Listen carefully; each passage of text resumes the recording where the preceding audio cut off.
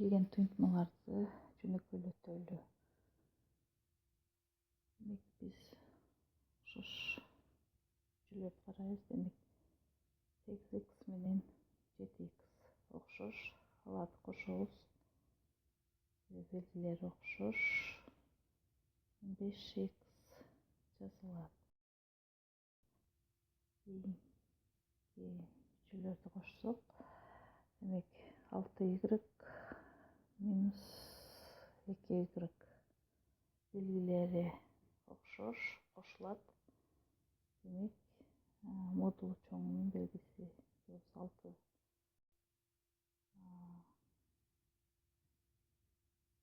чоң болгондуктан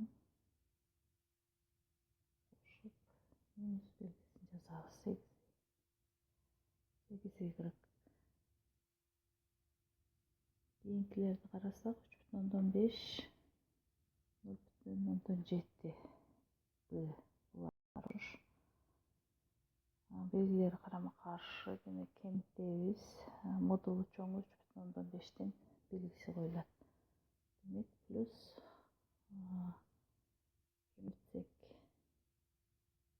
ондук бөлчөктөрдү биз кемитип, демек 8 2,8 кийинкиси 2,4 0,6 экөө кошулат. Белгилери окшош. Демек минус белгиси коюлат. 3 деген бүтүн сан келип чыкты.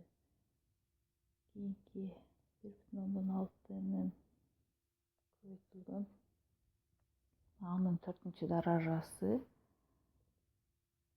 2,8 4-чү даражасы кемитилет. Белгилери ар кандай. Модулу чоңу 2,8тин белгиси коюлат.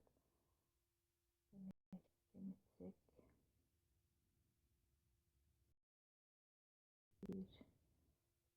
1,2 анын 4-чү даражасы көбүнчүлөр кошсок, демек белгилери ар кандай кемитилет. Бүтүн 3,5 экинчи даражасы келип чыгат. Кийинки туйманы чыгарсак, жөнөкөйлөтсөк, демек кашанын ичин ачабыз. Биз билебиз, кашанын ичи ачканда кашанын плюс белги турса, кашанын ичиндеги өзгөрбөйт. Демек өзүн жазабыз. Ал эми экинчи кашарда көрүп тургандай минус белгиси. Демек минус анын квадраты минус 5а көрүп тургандай белгилери карама каршыга өзгөрдү. Демек а квадраттан а квадратты кемитсек 0 жана 5адан 5аны кемитсек 0. Демек 4 менен 4 кошулат. Белгилери окшош. 8